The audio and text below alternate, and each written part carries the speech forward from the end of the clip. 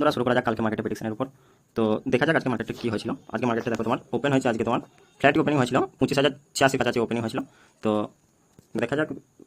তো দেখো আমি কি বলছিলাম যে প্রত্যেকবার রিটেস্টের বেলায় তোমার ট্রেড নেবে, দেখো তুমি আরামসে এখানে তোমার একটা ট্রেড নেওয়া উচিত ছিল, এখানে 10:35। তো আমি তোমাদেরকে বলতে চাই যে যারা নতুন আর কি, যারা বিগিনার, যারা নতুন, যারা শিখছো, তো তাদের যদি কোনো অসুবিধা না থাকে, তো আমি একটা কল পুটের মানে টেলিগ্রাম চ্যানেল খুলেছি আর কি। তো তোমরা একটা জয়েন হতে পারো ফ্রিতে, একদম বিনামূল্যে। তোমরা দেখো দুদিন ইয়ে করে, যদি তোমরা লসে থাকো তো তোমরা যা খুশি কমেন্ট করতে পারো, কিন্তু কি রিস্ক রিওয়ার্ড ফলো করতে হবে, আমি যেগুলি বলবো সেগুলি কিন্তু তোমাকে ফলো করতে হবে, তাই না? তো দেখা যাক। আজকে কিন্তু মার্কেটটা ভালো ছিল, মোটামুটি দুটো ট্রেড কিন্তু হয়েছিল আমার। তো কালকে মার্কেটটা আশা করি যদি ফ্ল্যাট ওপেনিং হয়, দেখো যদি 25,245 থেকে 25,205 মধ্যে যদি ওপেনিং হয়, তো আমরা এই 25,245 উপরে ব্রেক আউট করলে তারপরে আমরা কিন্তু ট্রেড পাঞ্চ করবো। তবে রিটেস্টের জন্য ওয়েট করলে সবথেকে বেশি ভালো, অনেকবার মার্কেট ট্যাপ করে। তো তার জন্য ওআই দেখতে হয়, অপশন চেন। তো যাই হোক আর কি। তো প্রথম প্ল্যান যদি ফ্ল্যাট ওপেনিং হয়, তো 25,245 উপর যদি এই মার্কেট যদি সাস্টেইন করে, তো আমরা একটা ট্রেড নিতে পারি। 25,000 প্রথম টার্গেট থাকবে, 25,294, দ্বিতীয় থাকবে 25,347। আশা করছি কালকে মার্কেট প্লাস থাকবে, আশা করা যাচ্ছে।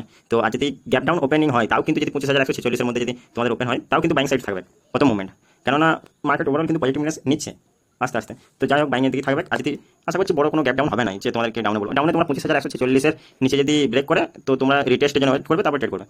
তো এই ছিল তোমাদের কালকে প্রেডিকশন। দেখা যাক অপশন চেন কি বলছে। 25,150 তোমার হচ্ছে 49,74,300, আর হচ্ছে তোমার 25,28,175। ওভারঅল মার্কেট কিন্তু আপসাইডে দেখাচ্ছে, ওয়াই হিসেবে কিন্তু আপসাইডে মুভমেন্ট হবে কাল। তো অবশ্যই ওয়েট করবে লেভেলের জন্য। তো ভালো থেকো সবাই, সুস্থ থেকো, ভালো থেকো, বাই বাই।